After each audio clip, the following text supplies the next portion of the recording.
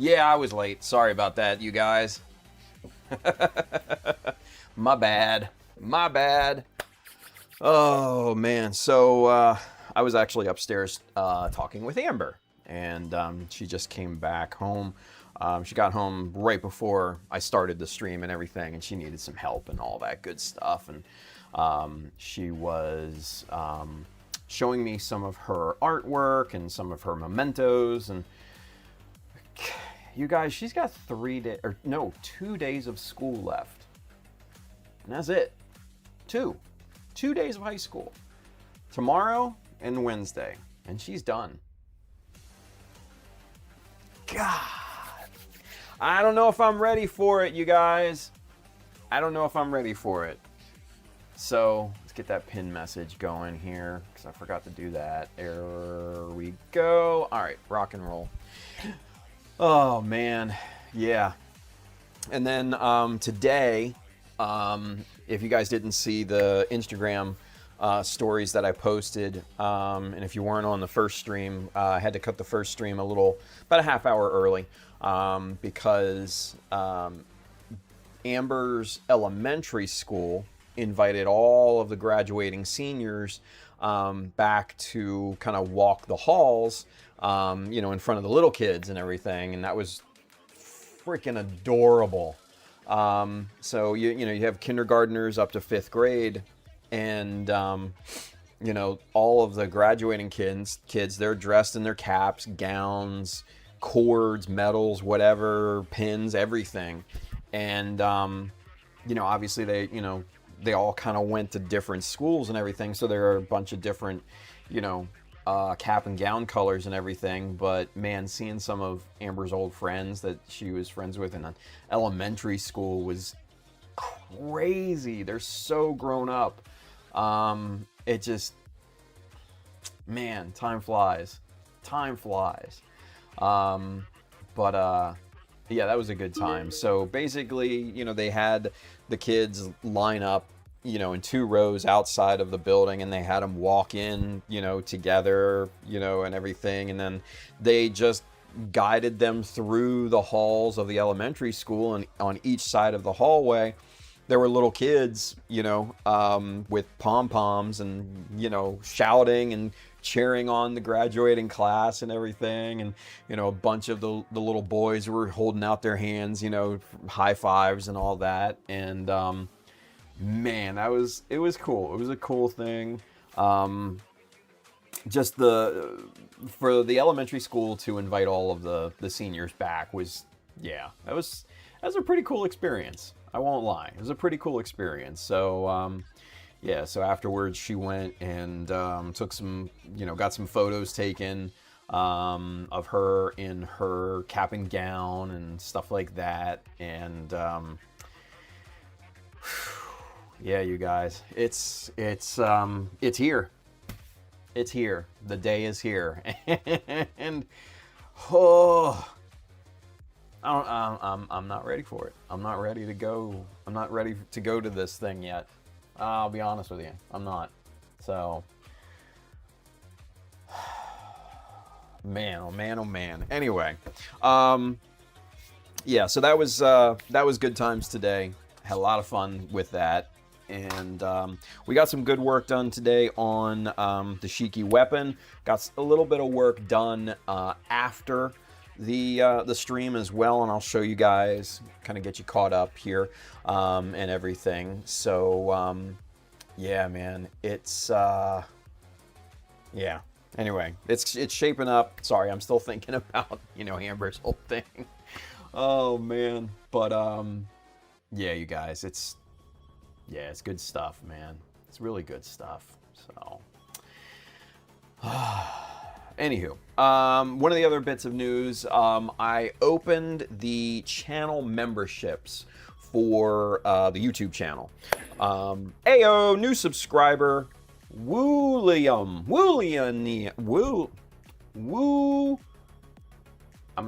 I'm trying to get it.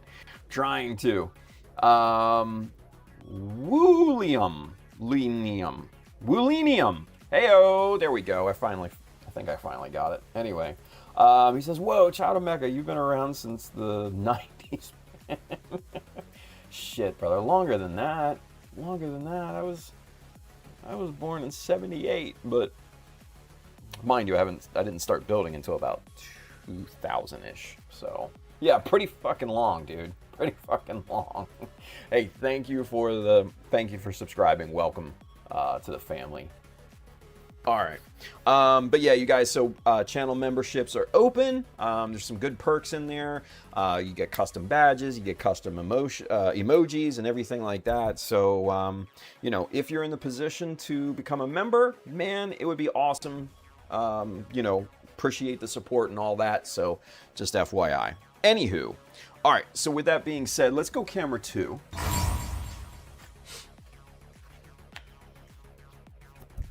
And so here's what we got so far, right?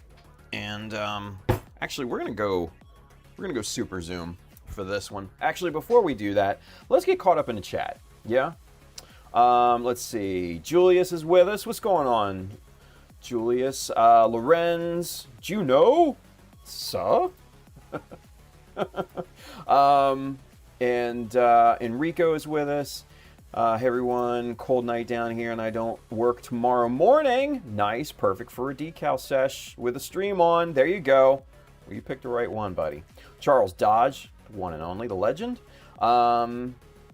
Juno, I have never been more angry in my entire life. Sorry, man. Giovanni's with us. He says, Juno says, you've got yourself a big kid, dude. Yeah. And I hate to say it, but she's not a big kid anymore. She's a young lady. So yeah. Loren says, I can only imagine the amount of nostalgia they had. It's always great seeing what's changed and reminisce about the good old days. Yeah, dude. Like, she was talking to some of her old friends and stuff like that, and it was cute. It was pretty cute. I won't lie. And Buck Games is with us. What's going on, dude? He says, proud dad moment. Yes, it was. And then Giovanni says, luckily my oldest, she is a freshman in high school. Oh, dude, don't jinx yourself, Gio. Don't jinx yourself, buddy. Because been there, done that. It goes by like that. Trust me. When we moved into this house, Amber was in her last year of middle school. Yeah. And here we are. She's graduating. You know, her last day is in 2 days, and then she's graduating next Thursday. Oh, man. Oh, bother. Oh, God bless America. But yeah, dude, yeah, it's something. It's something. So, all right. Real quick, let's get caught up here. Giovanni says, I was able to prime the master grade gun cannon. Armor parts, I might be able to spray the main color tomorrow. I'm going with mica red for the main color. Ooh, nice. Shiny. I like it. Solidist, what's going on, dude? He says, good evening, gentlemen. Good evening, sir. Left with questions. He's with us. What's going on, bud? Handren is with us. Hello. And let's see. Giovanni says, my second oldest, he skipped a grade. He went from 3rd grade to 5th grade. Whoa, that's wild, dude. Holy crap. That's an intelligent kid. That's awesome. Enrico says, missed today's first stream and haven't watched the summary because I went to play soccer or football with the boys. It was like 45 degrees Fahrenheit. Oh, yeah, nice and chilly. Okay. Nice and chilly. Dude, it was freaking hot as shit here today. It got up to like 93. So, and it's still like 80 degrees outside. We got a bit of a warm front coming in right now. So it'll be here for the next few days. So, yeah. Anywho, all right, let's go super zoom.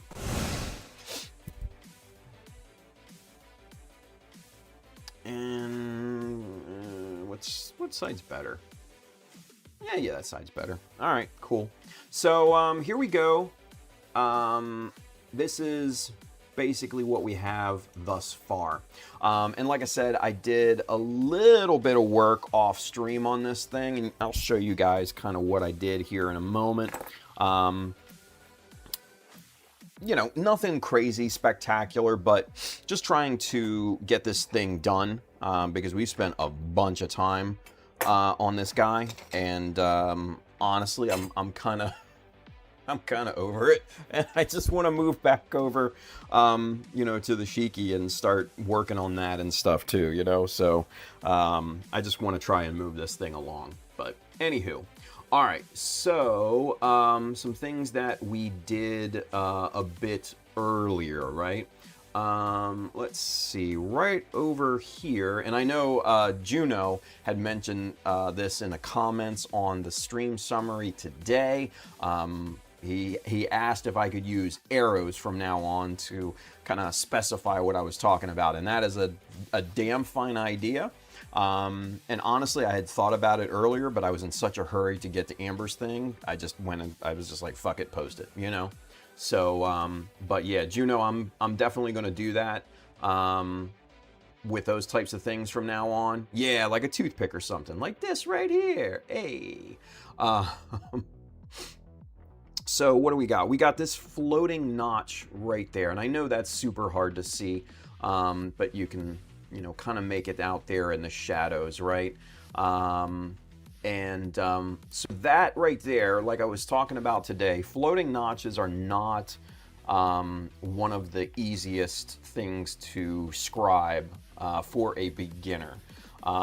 It's actually one of the harder things to scribe. So went into detail about you know, creating that and everything today. So definitely go catch that. But one on that side. There it is. One on that side. Oh no, right there. Right there. Right there. Boom. And let's see, what else did we do?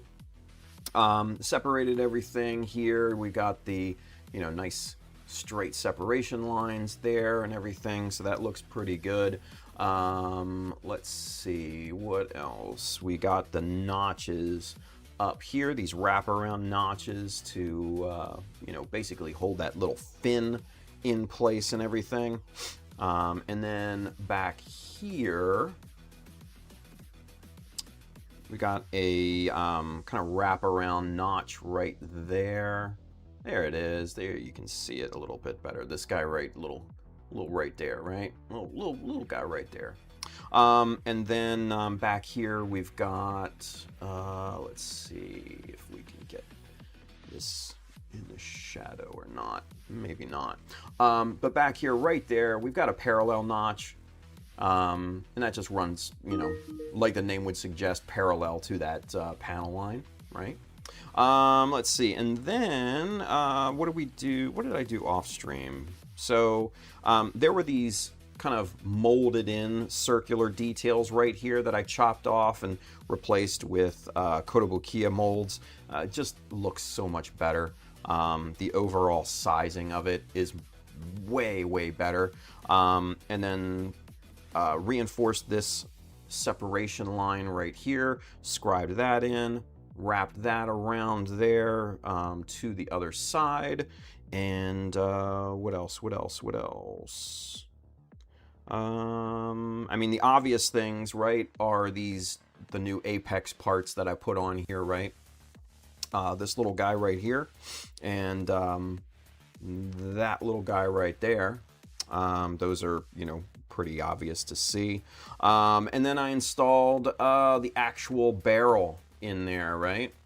So that's really nice. Stubby. Look at that. It only pokes out maybe 0.5 millimeter. But you can definitely tell she's there, right? So, and that is 3.2 millimeter plastic tube in there. So yeah, that looks really good. So yeah, she's a looker. She's a looker. Now, a few things I do want to try and get done tonight on this, and then like I said, I kind of want to get moving on to the next thing, right? Get back onto the actual Shiki, you know, get these, you know, lower legs straightened out and everything, and just kind of get this thing moving along, moving down the road, right? So, yeah. Enrico, he says, great call with the stubby barrel, fits the design well. Well, see, and that's the thing, like, if you remember, we're using this kind of as spiritual inspiration. This is the Studio Reckless Aura gun. And so basically, there's our version, right? OG, oops, our version. I like our version better, if I'm being honest. I'm not particular or anything, right? I'm not biased. And there, you know, you can definitely see, you know, the similarities between the two, right? And this one, again, this one's got that stubby barrel right there, so I wanted to, you know, kind of keep that idea and everything, and yeah, that's kind of what we got. So yeah, it just looks really good. It looks really good. I'm really happy with it. I'm real happy with it. So once this thing is painted up, decaled, everything, I think it's gonna look stellar. I think it's gonna look stellar. So, all right. So you guys, with that being said, let's get back to camera 2. I want to get caught up in the chat again here. Let's see. Left with questions. Congrats on the graduate. I feel like time is too fast, and my oldest is only 3. Dude, right? Oh my God, like it. I don't know where the time went. I really don't. I don't know where the time went. Greg Blair's with us. What's going on, Greg? He says, got the warm front here, too, and the temp tags on my convertible just expired yesterday. Jesus, bud. Let's see. Giovanni says, it was a battle with the high school district. He was bored in class. The teacher was calling me, and I had to go to the school. I told them, test him. That's why he is bored in class. Yeah. Honestly, dude, I was kind of the same way, like in elementary school. I wasn't necessarily bored or anything. Well, I was bored, but I got it. You know, I was too smart for the classes that I was in. Let's put it that way. So, yeah. Greg Blair says Delaware DMV is slow as fuck. Juno like a toothpick or something. He's like, perfecto. There we go. Loren says, manipulator, that's pointing a finger. Yeah, there you go. Henry says, looks great. Thank you very much, Henry. Appreciate that. Greg Blair says, looks fantastic. Thank you, Greg. Loren says, is the drum an ammo canister? I guess. Either that or like an energy pod or something. I didn't think that far into it. I just wanted to build something that was pretty cool. And that was, again, like this, you know, kind of the spiritual successor of this thing. And I think we did it. I think we did it. So, let's see. With the orange, it looks like a Star Wars Nerf blaster. Yeah, right? The weird kind of,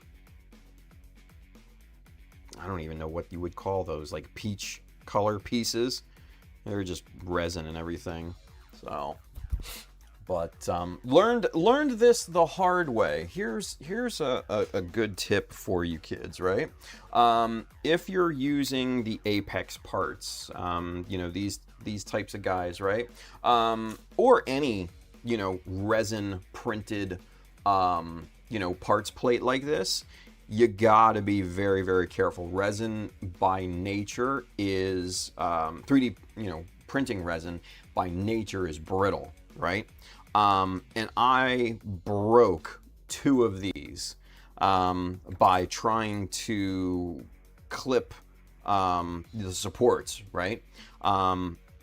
These little arms just snapped, and it was very, very frustrating. So essentially what I had to do was take my Hasegawa tri-tool saw and literally saw through the supports. It wasn't a big deal, but that was the only way that I could get them from not breaking. And then flipped it over, clipped the supports, sanded it smooth, and you know, there you go, right? Simple stuff. But just a friendly little tip, don't try to clip these, saw them off. So yeah, or else it will break. It will absolutely break. So, all right, you guys, let's get some stuff going here now. What I'm thinking is, yeah, that'll work. All right. So what I want to do is basically put two strips along this top edge, you know, this surface here, basically as bumper guards, essentially, right? Just make it look a little bit more heavy duty, a little bit more just rugged, I guess. Now, one thing I do want to check first, I'm sure. Oh, let's see. 1/4 by 1/2. Here it is. All right. So this right here, this is the thin stuff. This is 1/4 millimeter by 1/2 millimeter. These strips are insanely small and just stupid thin. I mean, you might as well just have a string. I mean, because that's all that it is, right? So this is really good for different purposes, like highlighting different areas.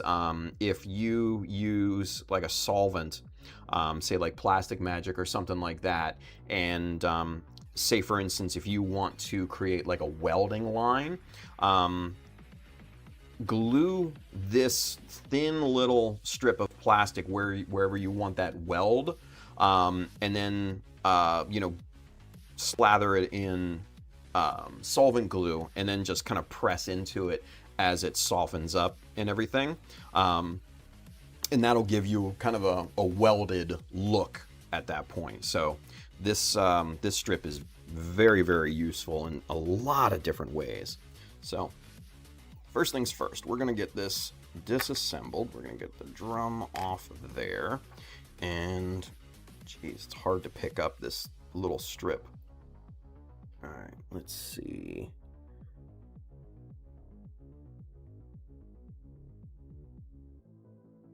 Yeah, I like that better than I like this better than the 1 millimeter that I had. This is 1 by 1/2 millimeter, and yeah, it's just too thick. It's not the look that I want to go for here at this point. Now, let's where's the ruler? Here it is. Let's figure out how much we need.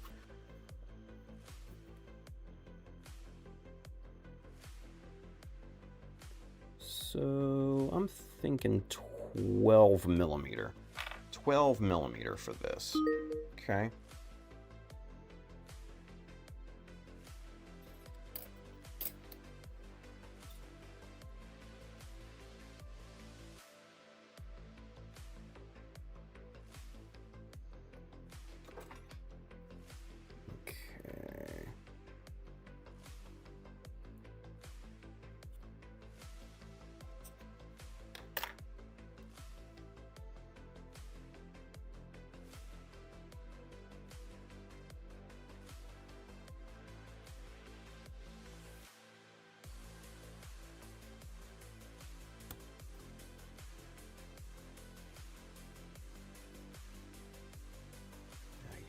These so thin, it's not even funny. Alright, I just need to make sure everything is nice and straight.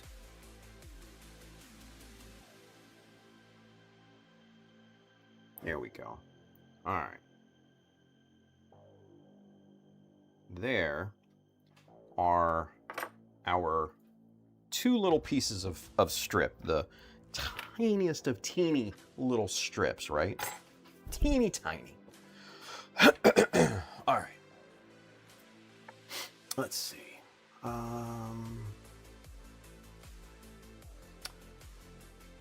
It says, Greg Blair says, awesome, I have like 10 sets of them. Yeah, I have, I think like 2 or 3 of those very ones, of these, and I really like these. This is actually one of my favorite sets of Apex parts. They're just, I don't know, they're really, really cool. I just like the shape and look of them. So, yeah. Handren says, Tim, how about M4 style top of tail bracket details on there? Oh, top rail. You mean like a, what's the term? Picatinny?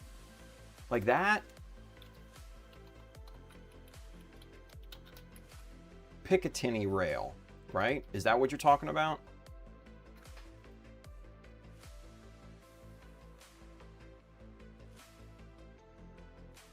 Yeah, with like the teeth and everything.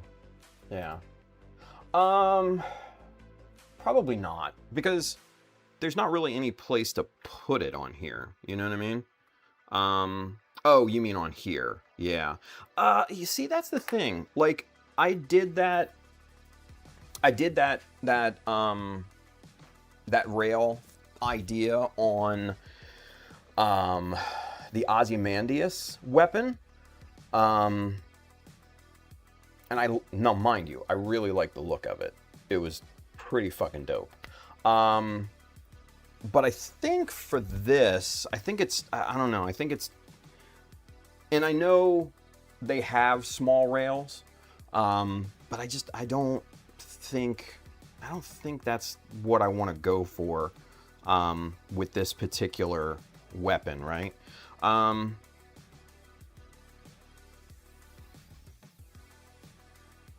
Get on there. Get on there.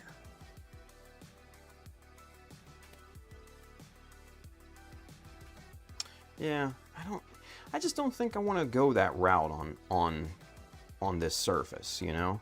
Because like I said, I want to keep it very much in kind of the spirit of this thing, you know? Yeah, I don't want to go that route.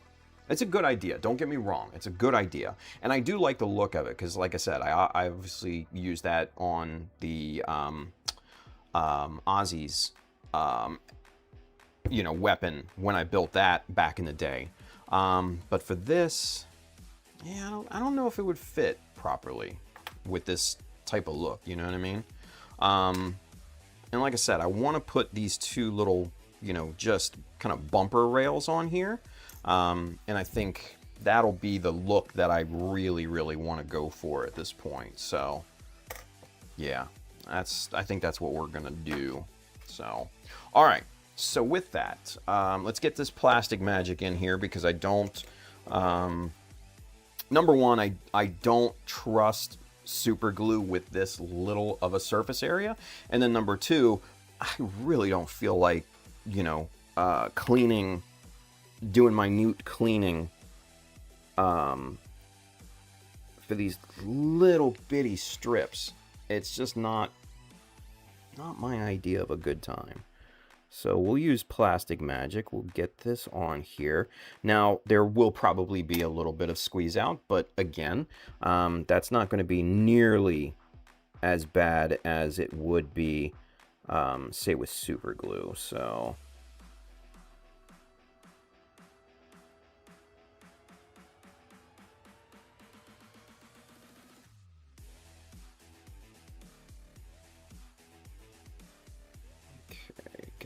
guy straight.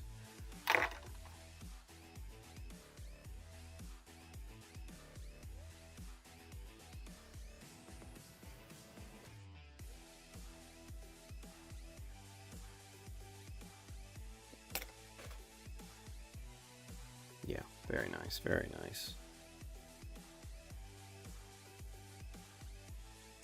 Just press that down into place. We're getting good squeeze out there. That will, like I said, be easier to clean than that kind of rock hard super glue and everything too, so I'm not mad at it. That tells me we have good adhesion, so that is a good thing.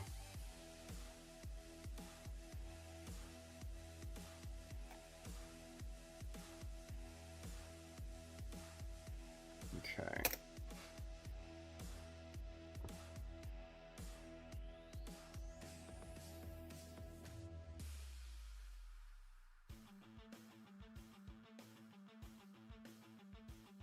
Ah, stupid thing. So the problem with plastic magic is that it dries quickly.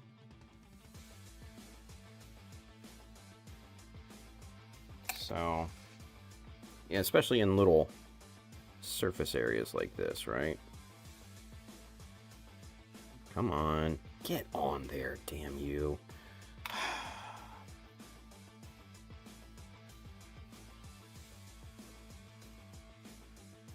Just want to try to get it on the surface here to get the glue to bite in.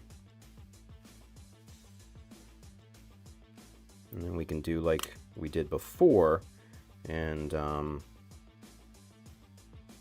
around the perimeter and use the capillary action to seep underneath of it. All right, there we go. All right, so it bit in a little bit. Let's get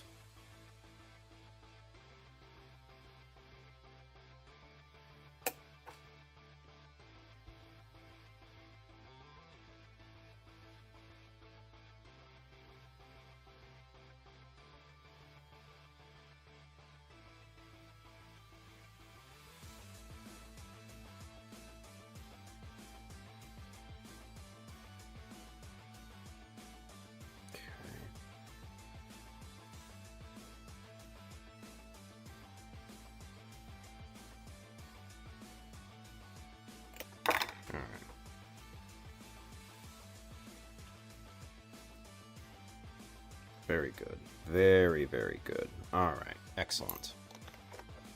Excellent.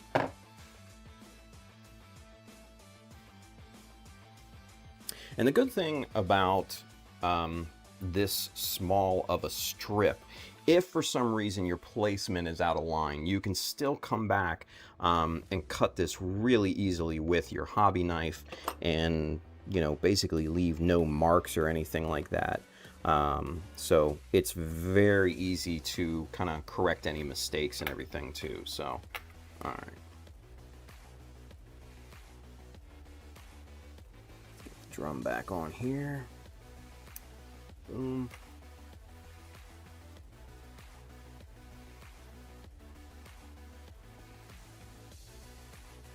So let's get super zoomed in. All right. You can see in there we got those kind of bumper rails, right? So I do like that. I do like that look. That is a good look. Yeah, that fits nice. That fits nice. Cool deal. All right, so we're getting down to it here with this thing. And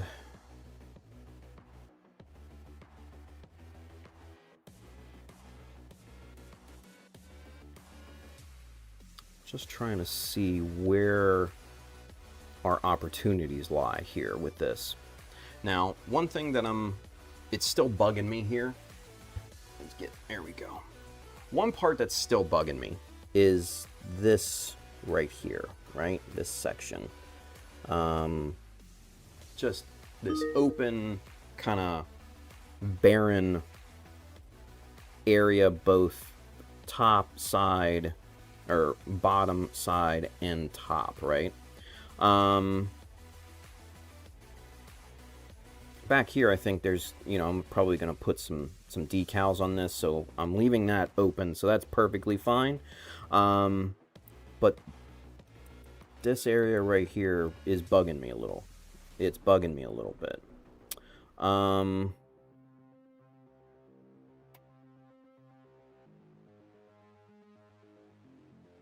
And also kind of right down in this area here too, right? Just down near the bottom. I think we need something there. And I'm not sure what, but just something. So we can figure that out here in a second. All right. Let me think on that while we get caught up, yeah?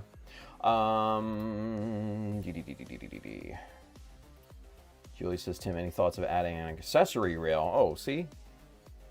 Oh, yeah, see there? Great minds, right? Yeah, and he said, for the illusion of having the ability to add equipment like a laser sight or red dot. Yeah, you guys are right there, aren't you? You guys are right there. Michael Dawson's with us. What's up, everybody? Let's see.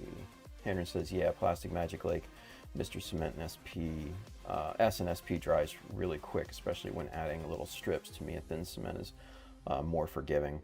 Yeah, I just, number one, the brush in my extra thin is completely janked up.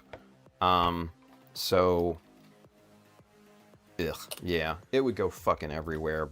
So, and I'm kind of, I'll be honest with you, I'm kind of done with Tamiya extra thin. I'm just kind of done with it. I don't know why. I just don't, I'm not feeling it. Not feeling it. Oh, let's see, what do we got? Go back, there we go. How about a negative circle hole thing on the rear side area of the gun? You mean like over here, Julius? On this surface here? Is that what you're talking about? Right here? Is this the one? Right here? This one? Is that what you mean? Sorry. I'm being stupid. Yes! After all my dumb shit, he's just like, yes. Sorry. I had to do it. Negative circle. That may not be bad.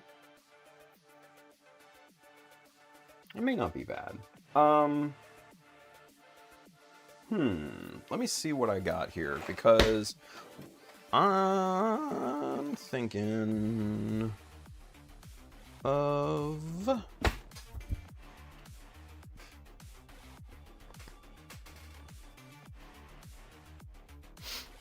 Let's see.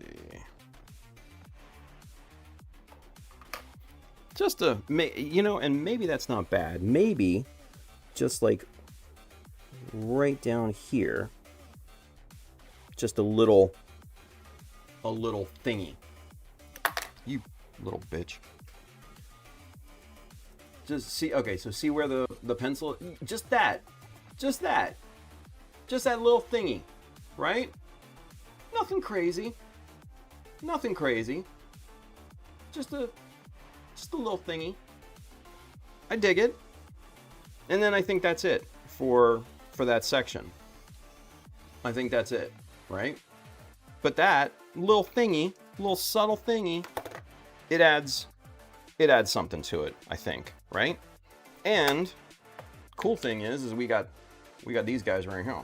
These God hand spinny chisel thingies, and 1 millimeter is super good. Let's see. I'm gonna test it on this piece here.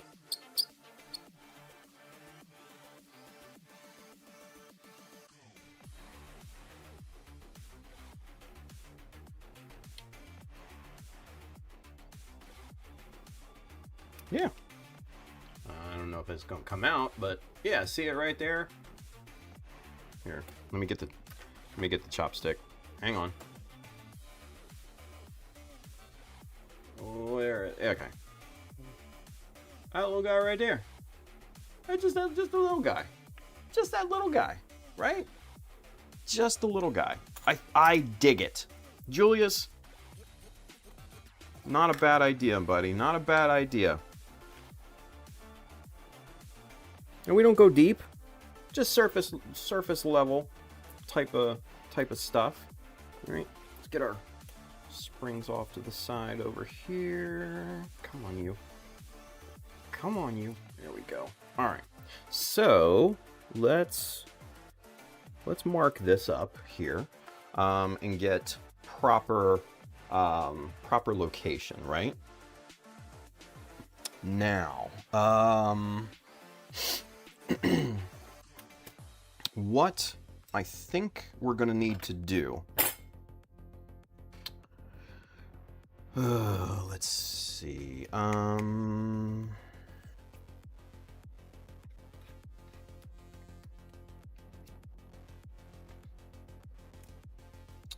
That works. And that works. Okay, cool. So here we go, you guys. We are going to make, we're going to make a jig. Just a small one, nothing crazy. Just something that we can use on this piece to scribe both of these lines perfectly, right? Now, do I want to go, let's see how high up we go.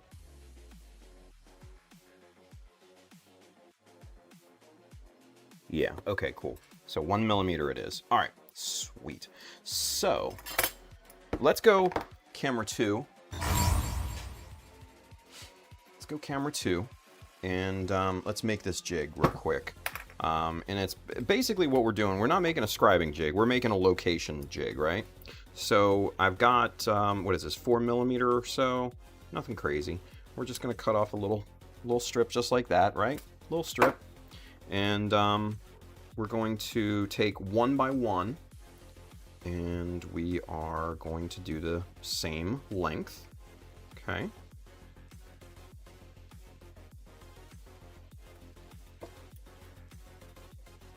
Bloop. There we go. Perfect. All right.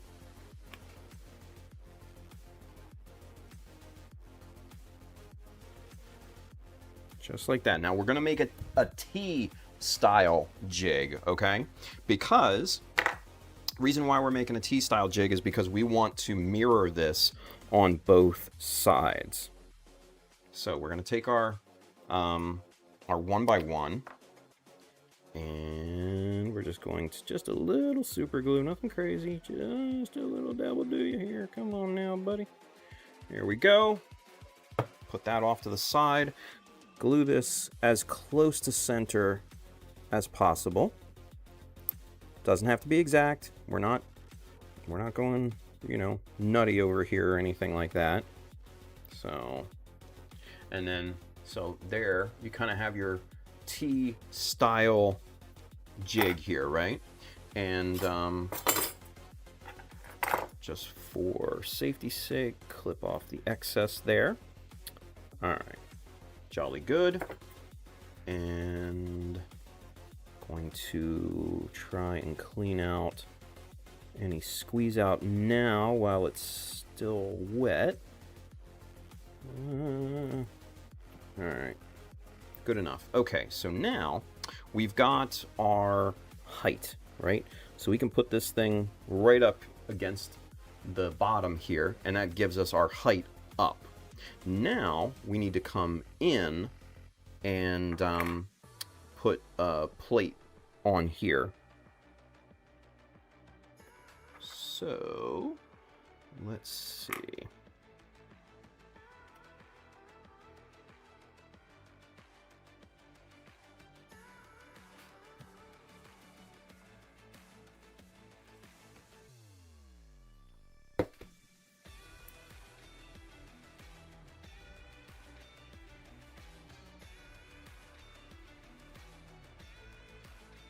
Okay, so here is our stop plate, right?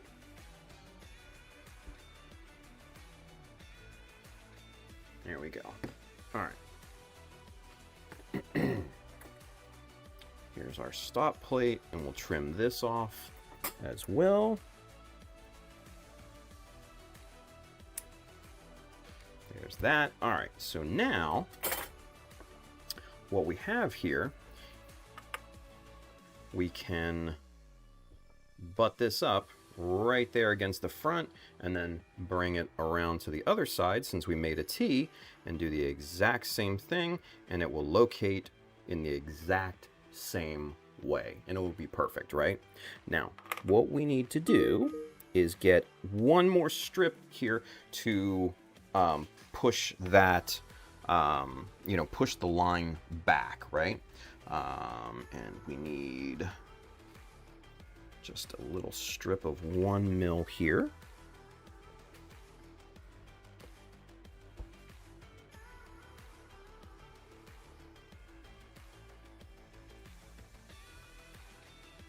Just like that.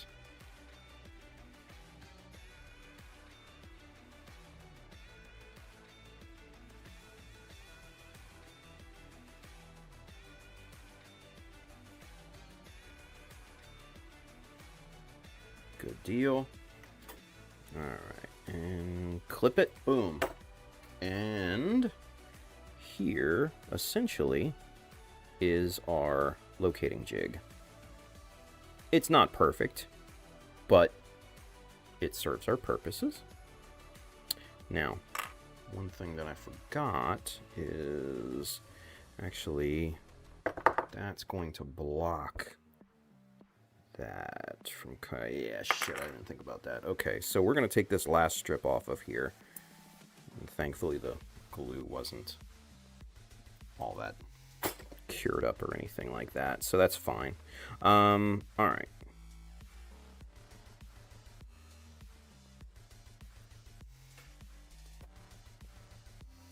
Where did that little strip go to? There it is. Okay. So that's what we want to do. Okay. So, for this, I'm going to get the little glue palette out here, little drop, and then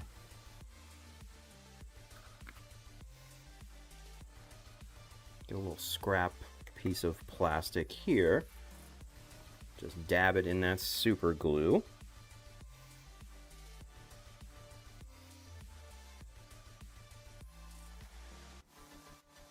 Just like that.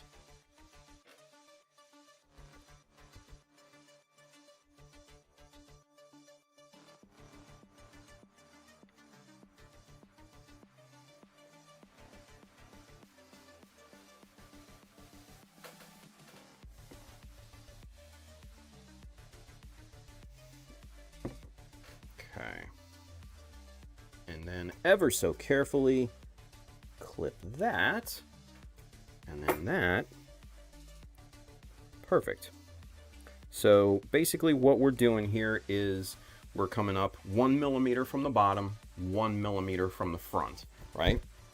So that's what this locator jig does for us. We got the T, so we can put it on either side, and then we've got 1 millimeter up with this strip here at the bottom, and then the strip that we just applied to the front there, we've got 1 millimeter in from the front. So now our location of these little hole things are going to be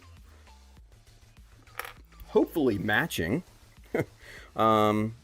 We need to clean out a little bit of super glue from the squeeze out and everything, so we're going to get that done here just real quick, and then it's off to the races. And I'm just using my big old 1-inch chisel for that. That works really well.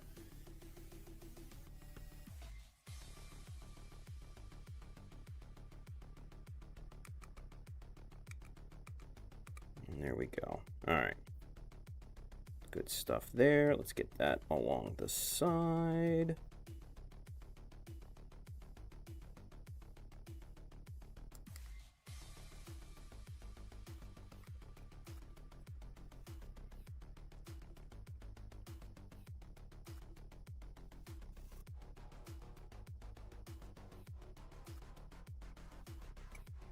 All right. And like I said, this is not, you know, fine work. This is just something that we're using this basically one time, right? It's a one-time deal. So let's see what we've got here. Now we're going to use our little punch.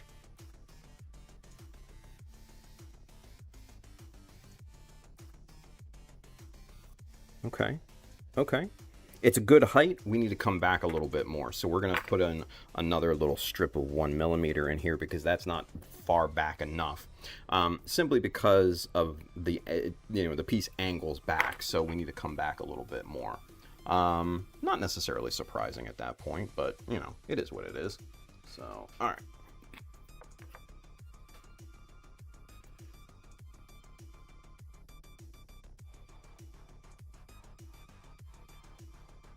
Oh, that was way too much. That was way too much.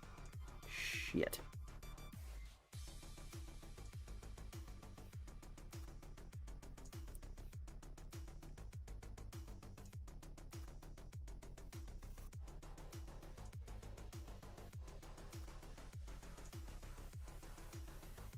Okay. Let's go ahead and hit it both sides with kicker.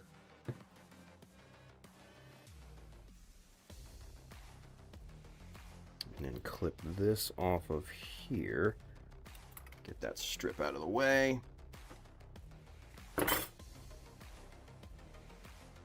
Alright, and then again, we're going to have to clean this out. Alright.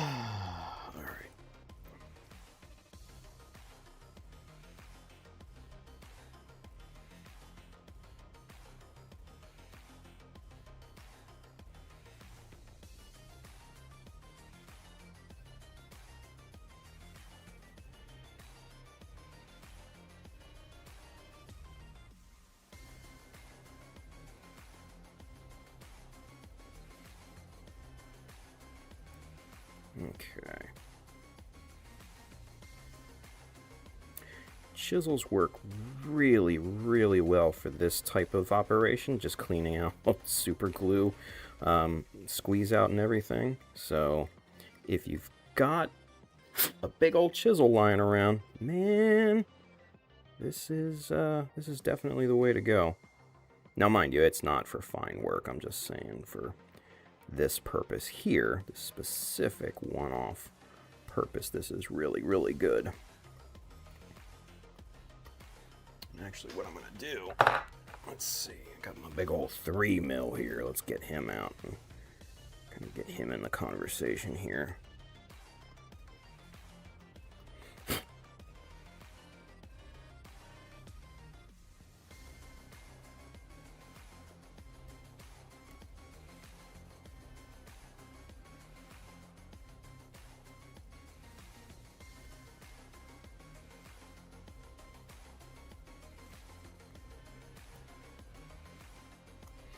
Okay.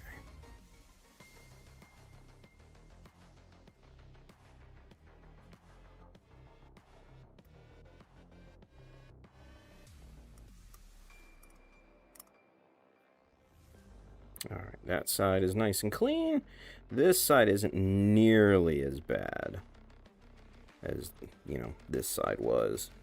In fact, let me just try to get a little bit more out from here, because that's going to deviate our height if I don't get that cleaned out of here.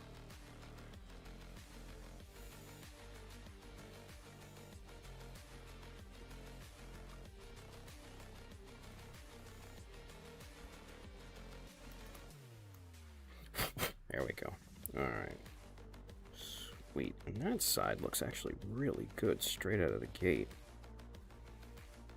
Just a little bit to clean up here.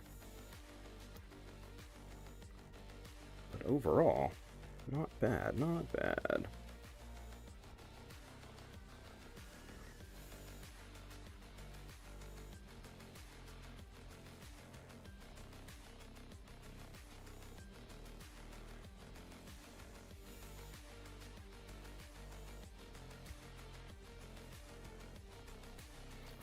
All right, there we go. There's our little locator jig. Now let's see how this does.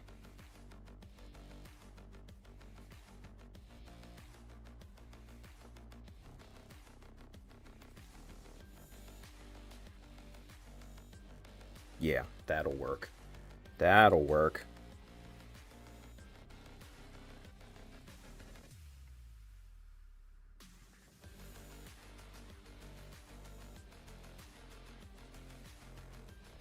Yeah, nice.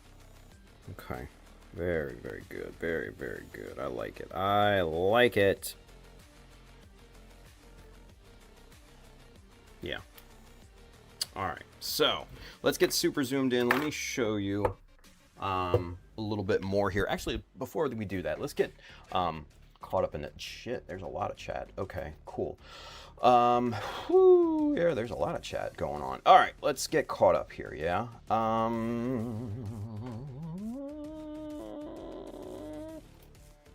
Lorenz has a question. We have a question. Lorenz says, what's a good way to store your extra kit bash parts? I was thinking of buying those pegboard bins so I don't have to use a big bin for it. Any suggestions? It depends on if they're still on the runner, you know? Because if you only have like a part here, a part there on a runner, in my opinion, it doesn't make much sense to keep it on the runner at that point. And as you've seen, you know, before on, you know, on here, like I have bins and bins, and this is a small bin, and it's full of bits and pieces and stuff, you know. I got like these big boys, like full. I got two of these with parts like this. I've got another one that size that's actually all runners. And then I've got several of these guys filled with different stuff. One has poly caps in it. Another one has molds and other parts and things. So, yeah, man, storage is important. And I guess it really depends on the amount of space that you have, too. So, yeah, if it works for you, then by all means. Me personally, I just throw them in a bin and just be like, yeah, I'll go look through them. You know, it's fun. So, yeah. Hi, Craig. Mr. Colin, what's going on? He says, been painting the Gyaradoga for the last 2 weeks. After 4 years, it might actually get completed. Yeah, dude. See, I like it. I love it. I love it. Handren says the new parts needs it, then the back. It really have a lot of details, in my opinion. I'm not sure, Handren. You lost me. I'm sorry. I guess I lost the context. George is with us. Hi, Tim and all. What's going on, George? Good to see you, buddy. Let's see. Giovanni says the San Antonio Spurs and Oklahoma City Thunder game is a barn burner. Giovanni checking in with us. Julie says, FYI to everyone, I know that many U.S. online stores have not had any stock of Mr. Surfacer. AZ Toy Hobby just got it in stock. Great price, great service, and paint items are packaged very well. Nice endorsement. Nice endorsement there. Yeah, I think more and more stores are starting to get restocked with, you know, Mr. Color supplies and things. I'm starting to see, you know, the smaller stores start to get their stock, which means it should only be a matter of time for the bigger stores to get theirs. Let's see. Michael Dawson said, it's sad to say, but it's time to shave the beard off. It's getting too hot at work, and I'm starting to eat whiskers. Ugh, dude. Yeah, cut that thing off. Cut that thing off, bro. Seriously. Julie says, Michael Dawson, I only last about 4 days without shaving. It just gets too itchy for me. Yeah, same, right? Same. Mind you, I don't mind the stubble. I kind of like the stubble and everything, the 5 o'clock shadow deal, but yeah, when it starts getting anything longer than that, it's just like, ugh. Yeah, I can't do it. Can't do it.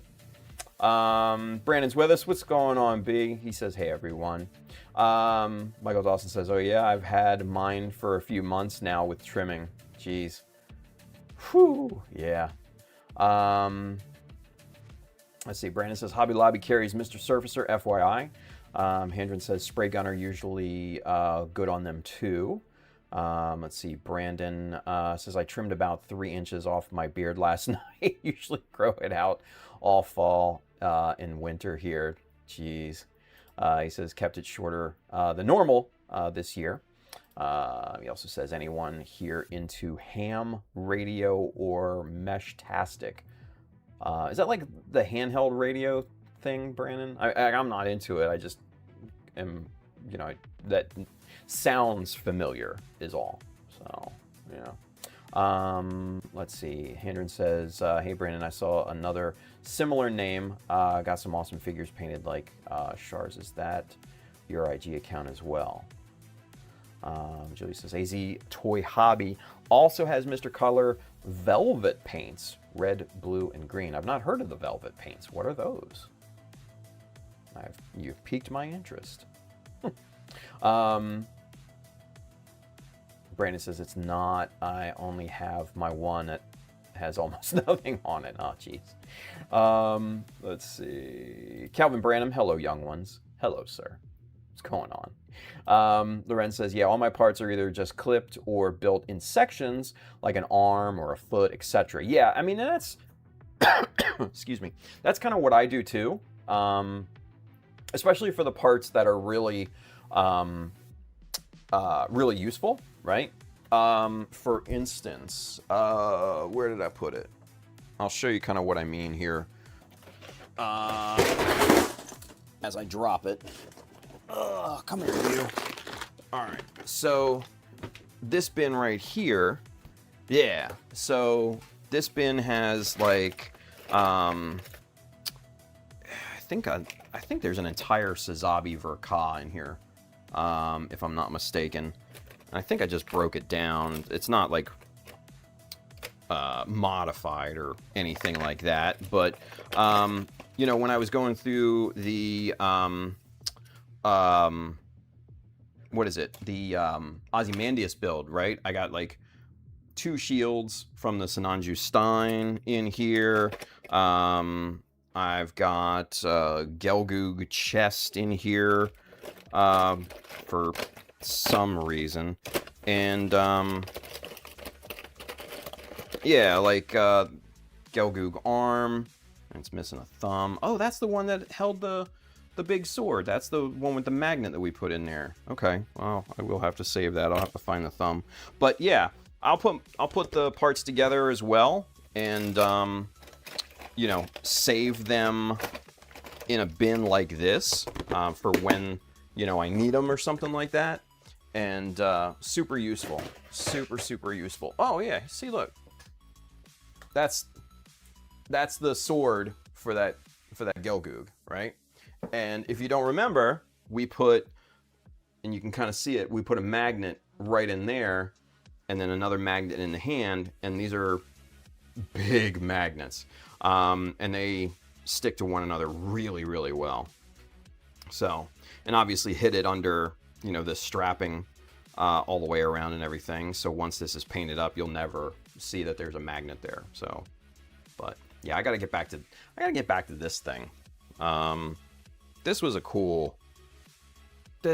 really, really cool scratch build. I gotta get back to that and use that with that Gelgoog. So for another day. Let's see. Brandon says, I bought Plano organizer boxes and started separating parts by style and shape and usage. One for polycaps, one for leg pieces, etc. Yeah, and I kind of do the same thing. Like I have a whole bin of nothing but, leftover polycaps and stuff like that. And they come in handy. They come in handy. Loren says, might be a better solution. It's a bin smaller than a huge bin and everything is sorted. Yeah. I mean, whatever is going to work for your style of building and everything, right? So, Apex Nerds with us. He says, morning all. What's going on, bud? Enrico, he says, I've been thinking about classifying my kit bashing parts since at the moment I just have the box. Everybody has the box.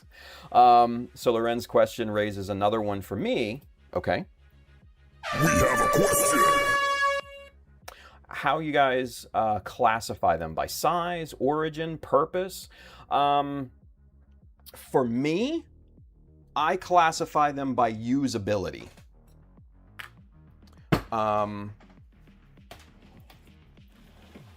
So, for instance, right, I have these style kind of like tackle boxes almost, like craft boxes that have separators and things like that in them. And in here are highly usable parts, in my opinion, right? What I'll use them for, I have no idea, but just going through and looking at them, like they are extremely usable in certain scenarios. For instance, like this piece right here, I think that was to the master grade pat labor, or however you say it, and there's two of them, right? So I can see these going down the side of a leg or something like that, or forearm or something, anything, right? But highly usable right there, right? And then like these pieces here, I think these were the side skirts to Full Armor Double Zeta 1.0. So those are in there. We got a part to A1 Zeta Plus shield. Different other things, bits and bobs in here. And I figured these are very, very highly usable parts. So I put them in, these style bins. Same with this. You kind of see you got the lower legs of a GP01 master grade in there. You got different like little vents and detail parts and stuff like that. And then I even got another one down here with even more stuff, right? So the way that I do it is to essentially just think about a part's usability and classify them that way. And then that will kind of determine where they go, right? For less useful parts, they go in the box, right? Like you said. But for more useful parts, they go in the bins. So I can find them a little bit easier and everything. So yeah, it's all about usability for me. So, and what I can, I guess, imagine doing with those parts, right? So, yeah. Enrico says, my initial plan was to sort them by purpose, I guess. Yeah. Brandon says, yeah, there's a handheld ham radios. Meshtastic is a local short distance network, essentially, trying to learn about it both. Interesting. Yeah, I mean, I've only seen stuff like that in like TV shows, movies, and all that. So, yeah. Giovanni says it's a good thing that Florida man Zaku Aurelius went on YouTube, made a small clip to stock up on Mr. Hobby because shipments were going to be delayed. Well, I mean, that's the official letter that Mr. Hobby, had sent out, especially to the Japanese retailers. So I'm not sure if, I guess it begs the question, the stock that places are getting now, is that new stock since that announcement, or is that stock that's been held up in customs for months? You know what I mean? So there's no way of, I guess, really knowing that. It could be either. So after this shot, there may be delays at that point. So it's hard to say, but yeah, they sent that letter out to, Japanese retailers and distributors and things like that. So that was legit. So, Handren says, gotta say the upscale real grade Sazabi looks so much better than the Verka. It's different, right? I like it. I really like it. Now, mind you, the Verka, I love it. It's got all of the hallmarks of my style, right? The little wings, the little details, the micro panels, things like that. Like, it's all so good, and but the real grade upscale looks very nice as well. So, mind you, I'll probably never build either one of them, so what do I care? Brandon says, I break them down by scale 100 and 144, and then I break them down almost by quarters if you break up the kit by limb. Okay. Loren says, Enrico, I used to sort them by type, like polycaps, joint parts, and others are sorted from big to small, but due to some recent events, I kept them in a big storage bin. The box. Enrico says, not bad ideas. My stash is full of small miscellaneous bits rather than halves of kits and whatnot. So I might sort them based on how I plan on using them. Then polycaps in a separate bag. Yeah, polycaps always get kind of quarantined off. Zeta Gundam back piece. Oh yeah, you saw that in there. Yeah, I saved that too because that'll be cool. Brandon says, I have a big box of Kit Bash parts from the last round of the Bash box I got to go through, and a lot of incomplete parts, kits I need to cut and sort. Hell yeah. Julius, he says, this is a matte paint that gives a velvety sheen. Interesting. Oh, going back to the velvet paints. Okay. The luster changes depending on the viewing angle. Interesting. Allowing it to be used not only for expressing the texture of fabrics like velvet, but also for a wide range of applications such as mechanical parts. To reproduce the color of velvet, the base Mr. color should be black, but the color will vary depending on the base. Interesting. Interesting. Yeah, I could see that used for like upholstery and like cars and stuff like that. That's pretty cool. Yeah. Michael Dawson says, I like to see upscaled unicorn kits.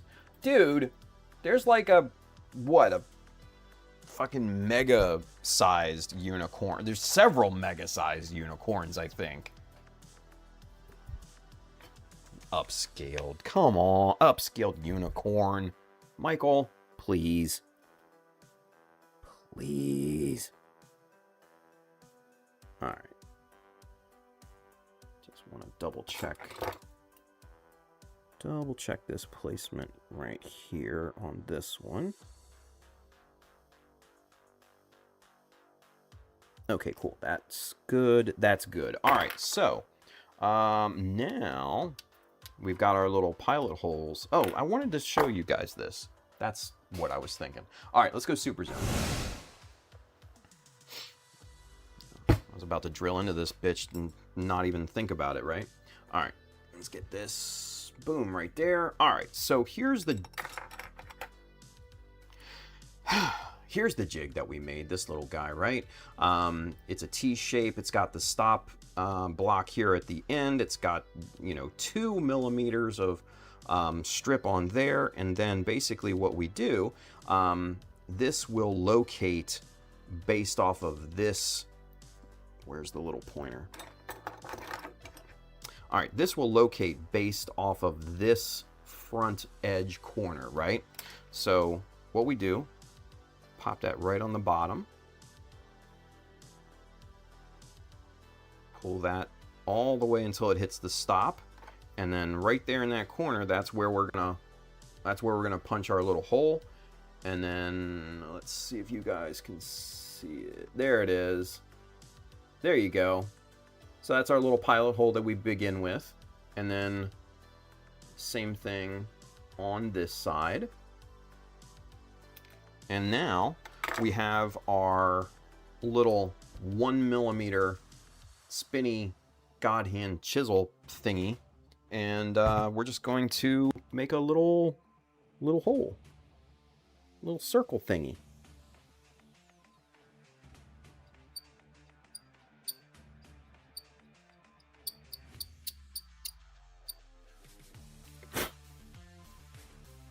Yeah. There you go. Easy peasy. I like it. I like it. We're going to do the same thing on this side.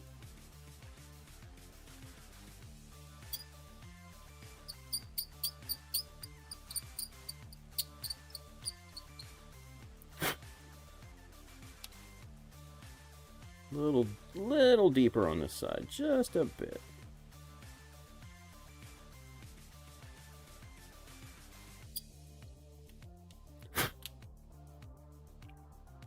Yeah, there we go. Perfect. And there you go. I dig it.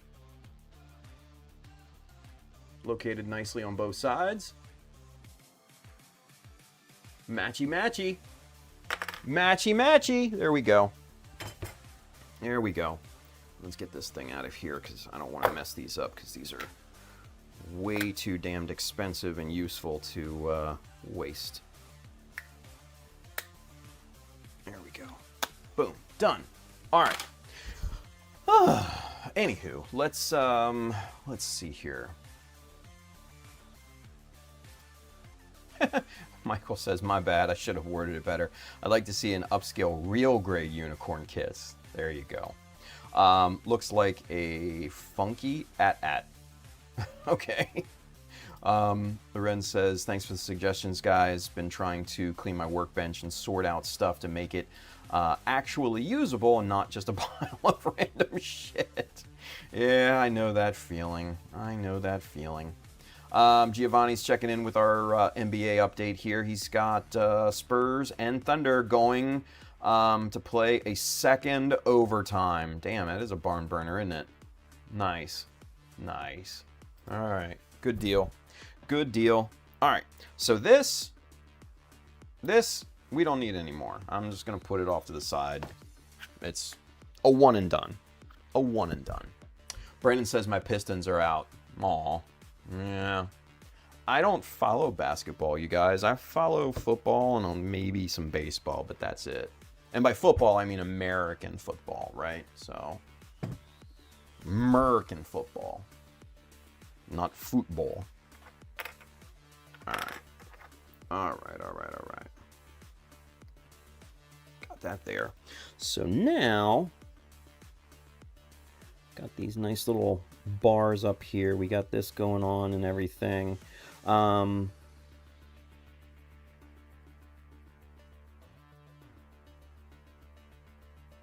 Once we get this painted, I want to deliberately leave this area open for decals because obviously with these, kind of vents in here, we're going to need some sort of warning mark right here, in front of that. So I want to leave a little bit of open space there. Let's get the springs back in here and see kind of where we stand with this thing. But honestly, man, we're right at the end of this construction on this weapon here. We're right at the end. Like, I can definitely see the light at the end of the tunnel on this one.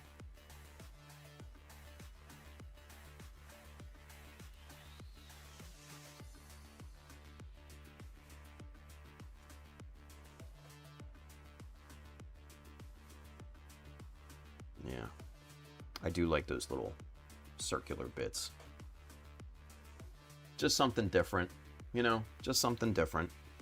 I dig it.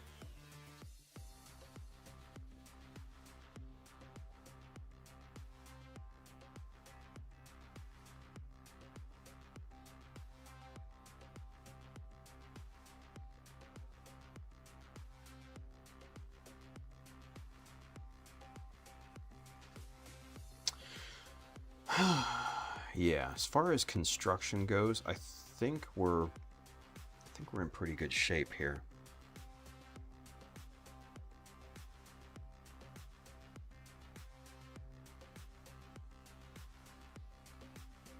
I was thinking about, I was thinking about down here, but I don't know, man. That may be just area for decals, right down here, right? That may be just decal area.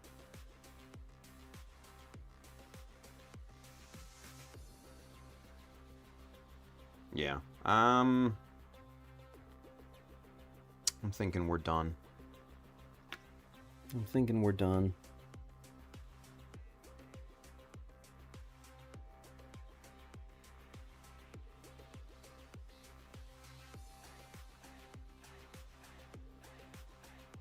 Yeah. I think I'm calling it. There's a little bit to clean up. You know, some of the edges and everything need to be properly beveled.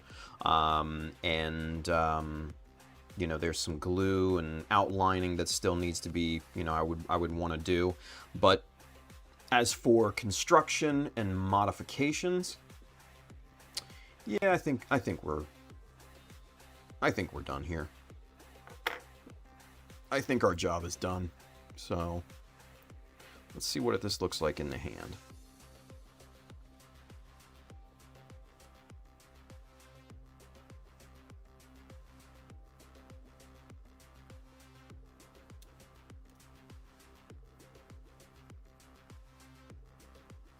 Come on.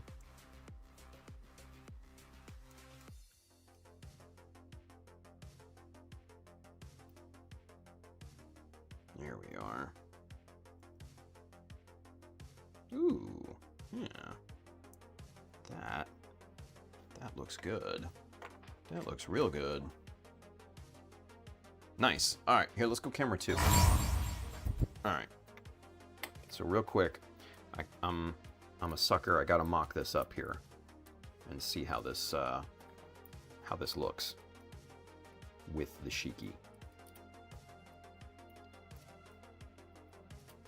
My one gripe about this kit are the shoulder connections, because they just slide like a C style connection. I'm not a big fan of it. Not a big fan of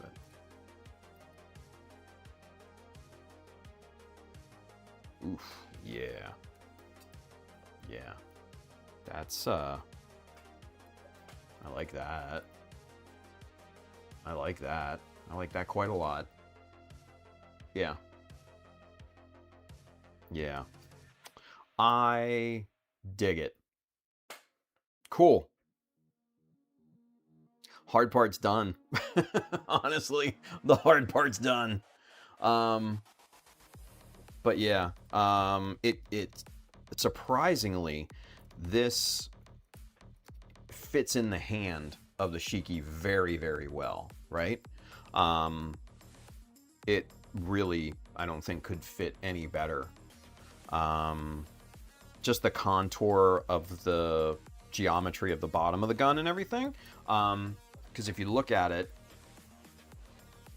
the thumb right here fits perfectly right there into, you know, see that little slot right there that is just part of the gun naturally.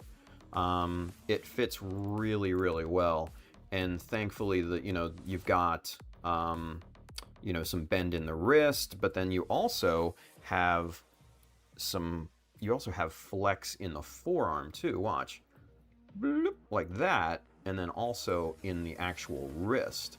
So yeah, that's really good. It's like it's meant to be, right? It's like it's meant to be. I dig it. I dig it. All right, let's get this out of the hand, and we're gonna put this off on the shelf here so we don't oh, goddamn thing. All right, that's one thing that I got to do. The tab from the hand came off because it's so freaking tight. So that's one thing that I do have to work on, is kind of expanding this slot for the tab. There we go.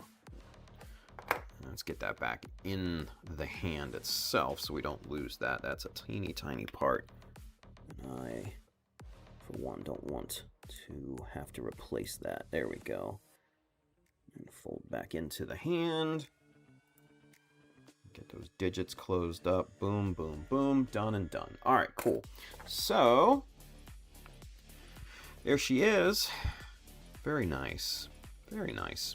Like I said, still a little cleanup work, but I think overall she's done. So, love the stubby barrel. Love the stubby barrel. It's a good look. All right, cool. Let's set that off to the back. Let's get caught up, yeah? Let's see here.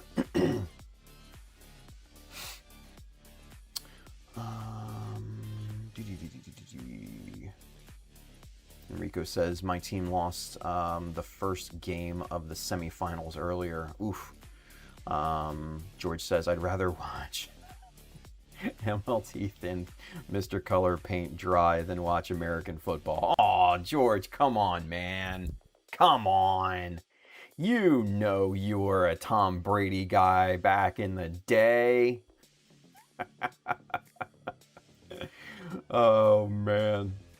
Let's see. Brandon says, not a big sports guy, but the Pistons were the only decent team Detroit had this year. I mean, the Lions are good. Enrico says, not a huge basketball fan. My team is a big soccer club down here, but they play other sports too, and I'll support them even if they get into competitive Uno. Wow. George says, can't wait to see the side-by-side versus the one you're thinking about using. Oh, yeah, the one, the OG Oregon. Yeah. So, just for comparison's sake, there you go. Let me prop this guy up a little bit here. So he's oh, we need to move these up. There we go. Yeah. So there are the two, right? Maybe prop this up even more than that. There it is. All right. So there you go. Proper side by side, right? Proper side by side. So, let's see. Leave the bottom space alone. Brandon, I swear to God, when I read this, I remember that dude on YouTube. Leave Brittany alone. Leave that bottom space alone. Throw a small decal. There you go.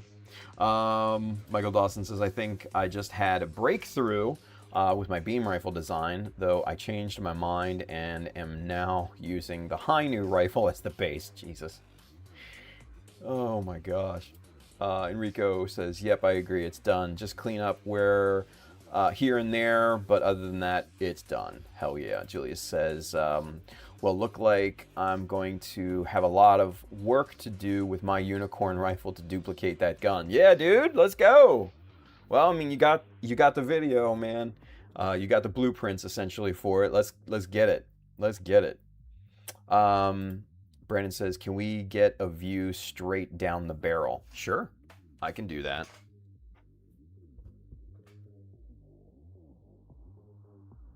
Let's get, yeah, there you go. It almost looks like a face with the vents being like eyes. But there you go. There's that underside.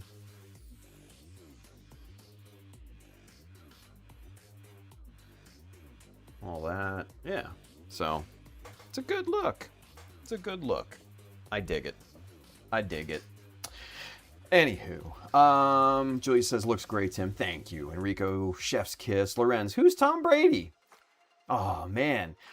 So real quick, and I won't take too much time on this. Tom Brady, obviously American football player. He played quarterback for the New England Patriots for many, many years. And then he went to play for the Tampa Bay Buccaneers. And he won 6 Super Bowls with the Patriots, 1 with the Buccaneers, and arguably one of, if not the best quarterback in history to play the position. So he is, he's a part owner now of the Las Vegas Raiders. He is on, I think it's CBS, commentating, and so yeah, he's a big deal. He's a big deal. So Brandon says, I agree. George took off for a few years and comes back and makes that crazy. Hey. Only thing I might add would be a notch at the bottom front of the front white strip on the trigger guard. Oh, like right in here. Maybe. Just some little something, but I don't know. I don't know if I want to do that. And maybe prime decal territory down there. I don't know. I'll think about it. I'll think about it. But for now, the weapon's getting shelved. It is good to go. It is good to go. So get that off to the side there. Done and done.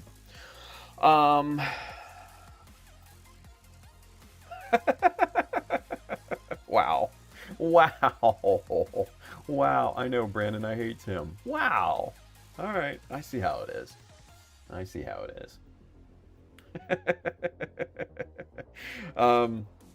Enrico says Brazilians know him as, Gisele Bundchen's ex-husband. Well, yeah, there's that too. Because not many people follow American football. Sure, absolutely. No, absolutely. But yeah, Gisele. How did he fuck that up? My God, dude. Who knows? Julie says, Tim, what about a square or round camera lens below the barrel? For that, I don't think there's enough space for anything like that up front there. And if anything, it would just kind of take away from what we've got going. Yeah. I mean, you got to figure this isn't a human use weapon, right? The mobile suit itself is going to have, your targeting systems and things like that. So it's not like a mobile suit, you're just like pew pew pew pew pew, right? It's much like in a fighter jet, and I'm sure you guys have seen like Unicorn, where Merida Cruz is in the cockpit, of the Kshatriya, and it locks on, to the different targets and everything. So, yeah, I mean, same type of thing.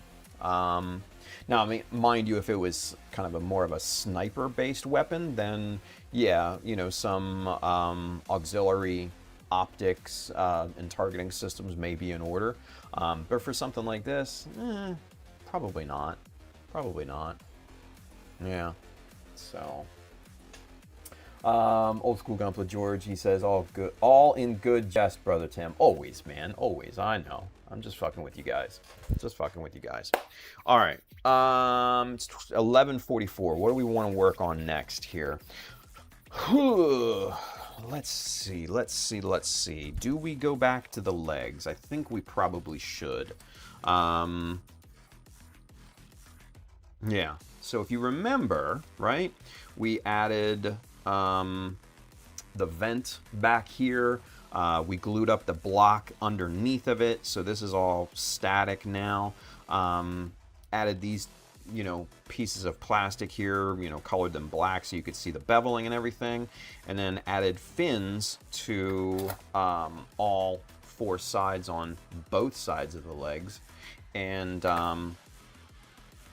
that just is really just a callback to the armor piece that was there originally, which was this, right?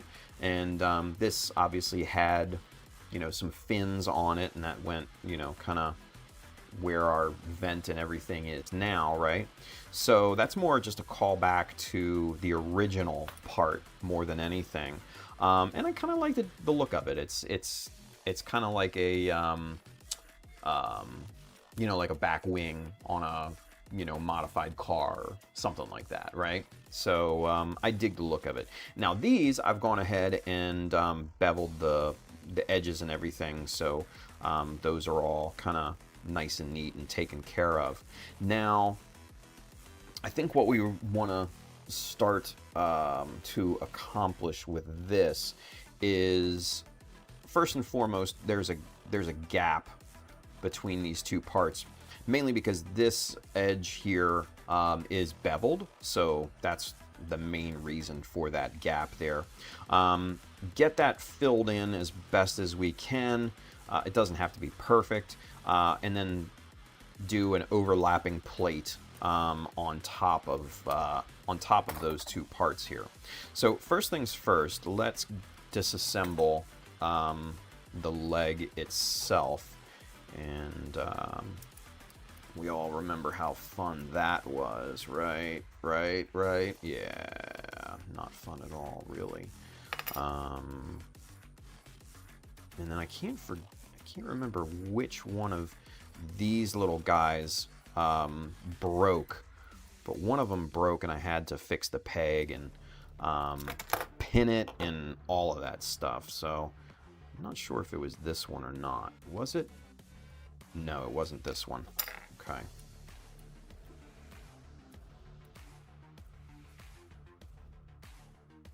There we go. All right. So here's what we've got so far with this lower leg assembly, right? Now, and let me try to get you close up here. There is also a gap right here in this corner where the styrene sheet that we added meets here, because this is beveled right there. It's basically cut at a 45-degree angle. So there's this little triangular cavity there that we're going to have to fill with a little bit of super glue as well, right? So yeah, we'll get that done. Hey, here we go. Let's check this. Gate Gaming 959. They say, hi there. It's my first time on your channel. Hey, well, welcome.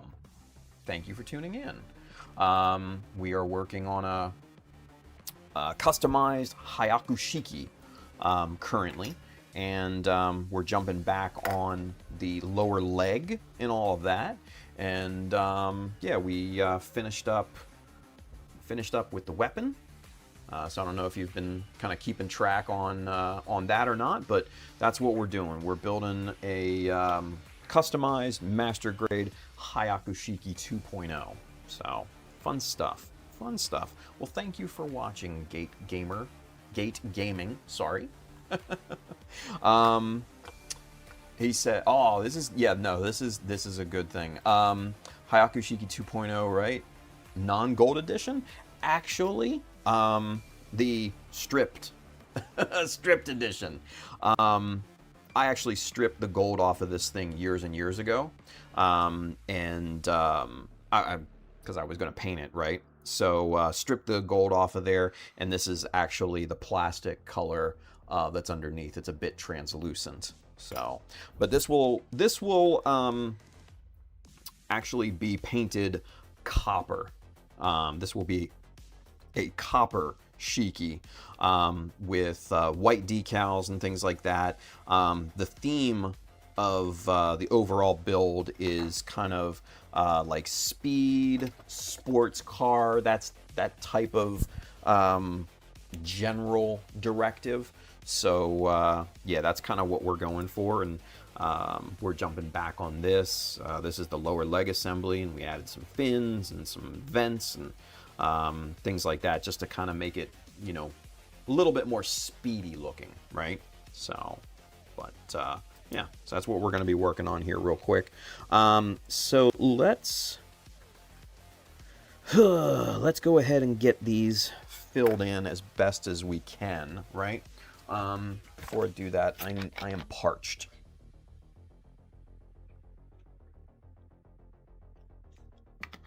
And there we go. Excuse me, boys. Excuse me. Gate Gaming says, what's your opinion on the high grade, and I'm going to butcher this, Azaleus? Alazus? I don't know. Anyway, that's that big new fuck off one from the new part of Hathaway. I think it's cool, man. It's a big boy. It's chunky, right? What a lot of people have done with it that have gotten, you know, kind of, I guess, advanced prints or whatever, especially the Japanese modelers, they've taken it and kit bashed it with other models. It's just kind of cool because it's in that same kind of realm as like the Nightingale. Because like you can take the Nightingale, whether the 1100 RE or the high grade version, and you can kit bash that with other models and just make some wicked creations. But as the model itself, I still think it looks pretty damn cool. So, yeah. Brandon says, shit, I forgot to send you a paint color I saw, Tim. It's a copper-based red metal flake. It was absolutely freaking crazy. Bold copper look with a red tint in the right light. Interesting. That's interesting. He says, think it was a special order color for McLaren. Gotta find it again. Holy crap. That's wild, dude. Where are they? Oh, where are the spoons? Where are the spoons? There they are. There's the spoons. Let me show you something that I sprayed out before the move, yeah? This was really kind of cool. And I would always kind of go back to this. If I was ever to build like a straight up Sinanju or even like a Sazabi or something like that, I'd probably go with this type of color, and this was more of just a test bed, right? Now, I guess it's kind of hard to see in the light, but basically it's copper, right? And this is, I think this was all clad, or this might have been, was it? No, that's a different color. Wow, that looks really orange on camera. This, you know, the Tamiya. That looks super orange. Trust me, it's not that orange in real life. But this was, I think this was all-clad copper that I sprayed on here. Obviously black base, all-clad copper over top of it. And you can see how freaking beautiful that copper shade is, right? But then I sprayed a clear red over top of that copper. And I don't know if it'll catch, but obviously it's understated on camera. But man, you can, and then I matte coated it over top of that. So it's got these really cool, yeah, and see, it doesn't translate on camera at all, unfortunately. But especially in like these curves here, the light catches the copper underneath of the red, and it just really, really shines, and it's super nice. But on camera, it just looks red, so that's kind of a waste, but you know, whatever. Yeah, seeing if I was to use gold, if I was to paint, you know, the Shiki back gold, this is the Mr. Color gold. Wow, and seeing that's understated there, that's very, I don't know, I guess it's the lights just trying, you know, just blowing everything out, unfortunately. So, but yeah, I got my bin of spoons, you know.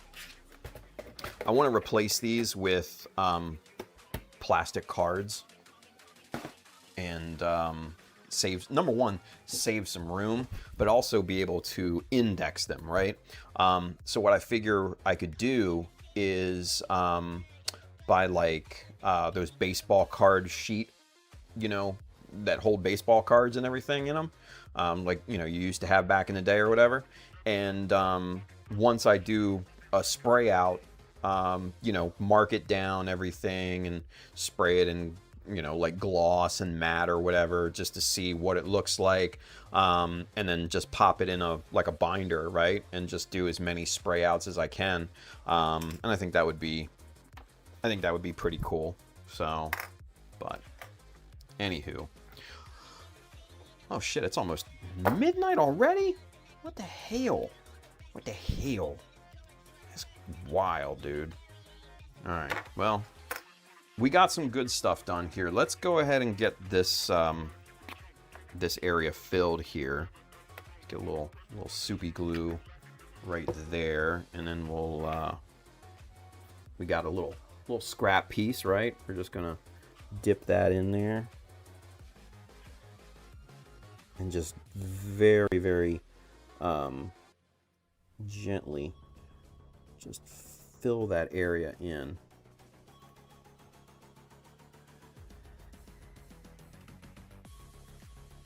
Yeah, there we go.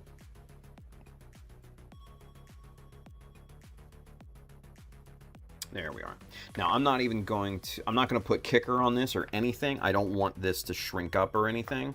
I want this to kind of stay as is.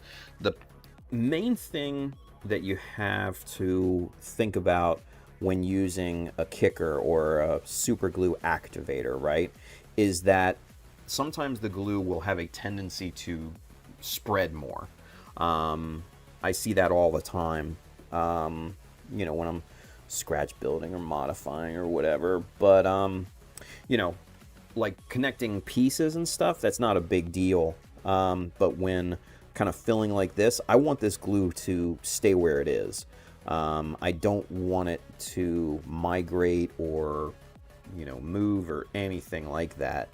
I want it to stay in place. So that's kind of why I'm not using it right now. So we're going to set that off to the back. Try not to super glue my fingers to it. And then where's the other one? We'll get the other one going here too. And then we'll probably call it a night.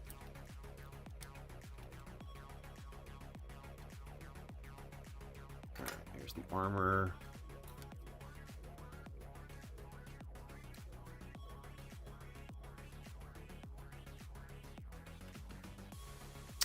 Come on.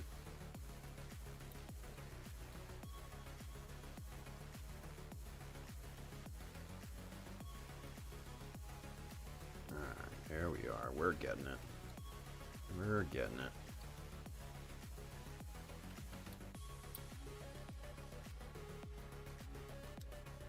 There it goes. There it goes. All right. Sweet. Grab the knee armor off of there, and then just wiggle this out. Boom. Get the foot off of there, and there's our bottom piece again. Let's get another little drop of super glue, because that one of the drop we used before is starting to set up there, so replenish that.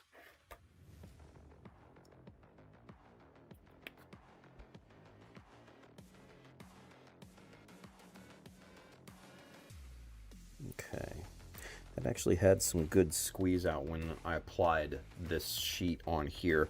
So that corner is actually filled in already for us, so that's pretty good.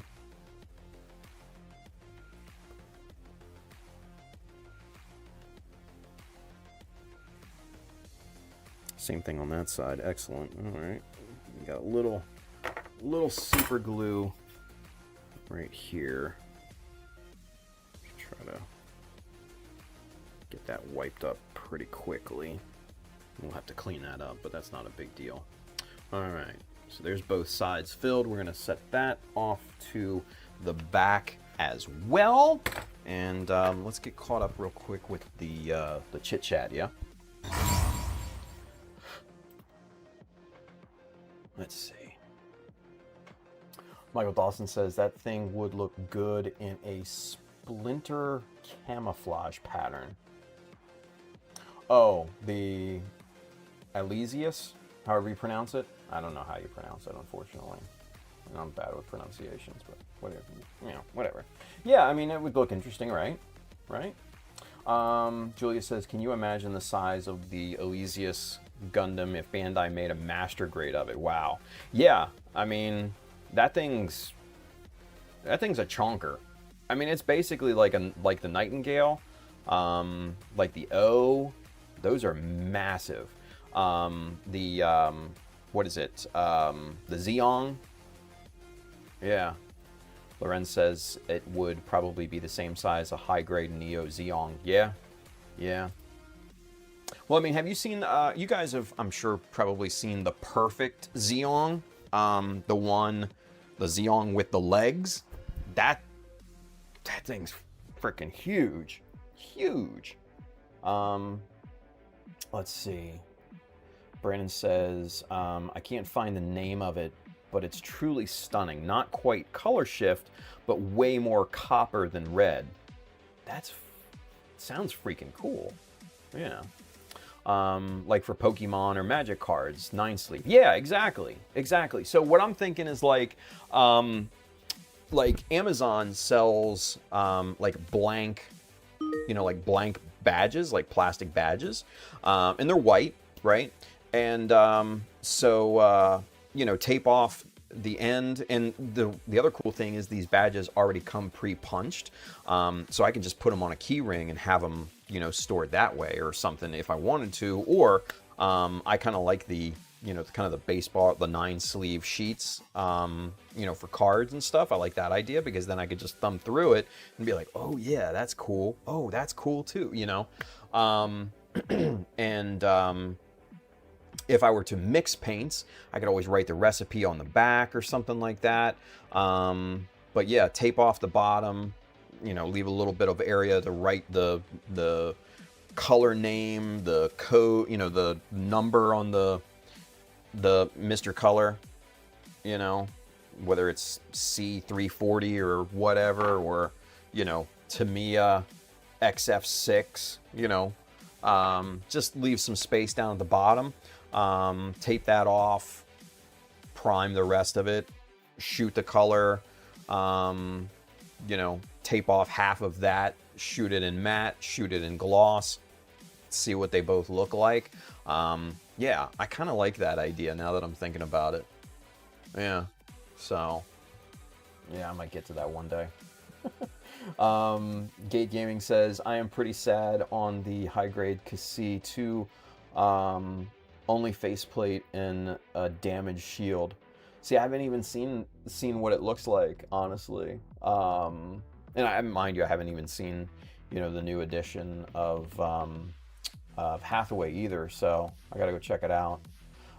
Julia says, that sounds like a really nice color. Yeah, dude. I am so into the color copper. I don't know, it's just something really, really cool. Something really, really cool. Loren says, soupy glue is now my favorite word. Right? It's soupy glue. Get you a bottle of soupy glue. Right? Brendan says, kicker can also fog, not a big deal if painting, and bubble the top surface of the kit's top surface if it kicks too fast. Yeah. Oh, absolutely. And it's weird, and I can't show you guys on camera because there's no real good way of looking at it.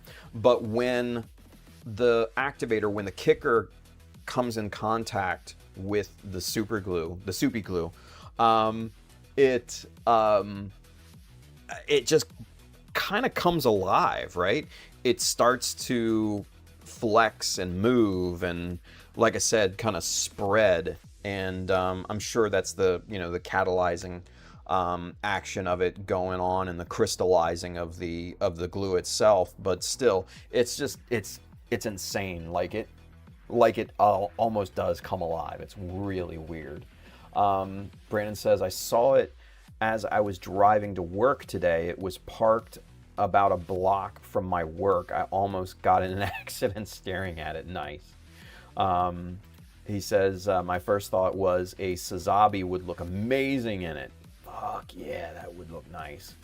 Handren says, feel asleep like an old man. Go get some rest, you old fart. Nice. Anyway. All right. You guys, real quick. Like I said before, Twitch is coming. So if you do want if you prefer watching on Twitch, I know there are a few. Charles, Soravan, I know they're kind of, more or less lurking and stuff. But, those guys are more at home on Twitch, and totally reasonable. But that's going to be coming later this week. I got I made all of the alerts today, got those loaded into Stream Elements. Hopefully they stick around and don't shut down, because that would be bad. Then I'll have to remake them in StreamerBot or something, and that'll be a pain in the ass. But anyway, I digress. So got those loaded. Need to load those into OBS and get those all situated and everything. And then we're off to the races. Yeah. So Twitch is coming. Twitch is coming this week. Probably Thursday-ish. Thursday or Friday is what I'm thinking. And also, too, you guys, I rolled out the channel memberships here on YouTube. So if you like what we do here, if you get value out of it, consider supporting. They're inexpensive tiers. You get some perks and stuff like that. Custom badges for, next to your name. You get some custom emojis to use in the chat. And then you also get exclusive stuff too. There's going to be exclusive shorts, exclusive videos, live streams, all of that good stuff here as well. So it would really mean a lot if you're able to. So with that being said, real quick, he says, Tim, check these out. They used for auto paint testing. What is this? What is this? Oh yeah, that's kind of the same thing. Yeah, see, these are metal spray out cards. Yeah. See, that's let me show you here what I'm more thinking. I'm thinking like the badges here, right? Here we go. Let me get the link for it. Copy this and go back to OBS and boop. And right there. So the link that I just pasted are to they're 200 blank badge cards, right? With the slot already punched in it. So they're PVC cards, but that doesn't matter. I mean, we're just going to be painting them anyway. We're not going to be customizing with them or anything like that. But like I said, kind of tape off, one of the sides or something like that, probably the top side with the badge hole, and then paint the rest of it, and then clear coat it, half in gloss, half in matte, something like that. So yeah. Brandon says the black stripe is used to show how many layers you need for complete coverage, and they also sell gray scale cards to see how paint looks on different color primer. Yeah, that's important too, right?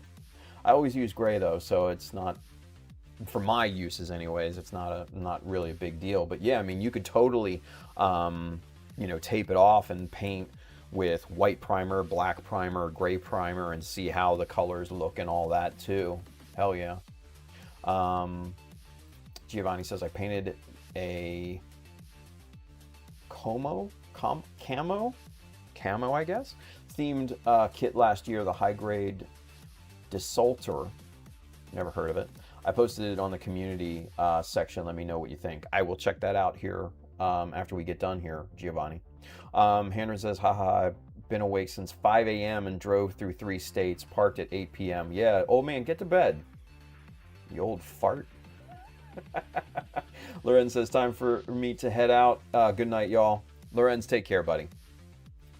Some back and forth between Handren and Brandon.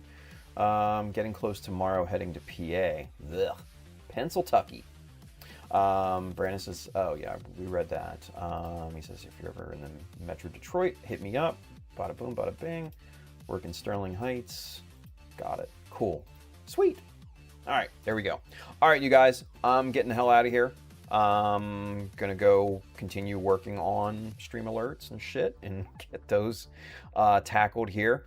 We'll be back tomorrow, and we'll get back after this thing. These guys will be filled in. We'll get to work on that, flattening that out, and then plating over top of that and all that good stuff. So you guys have a wonderful rest of your evening. Go build something cool. I'll see you guys tomorrow. Get out of here. Go get some sleep, you old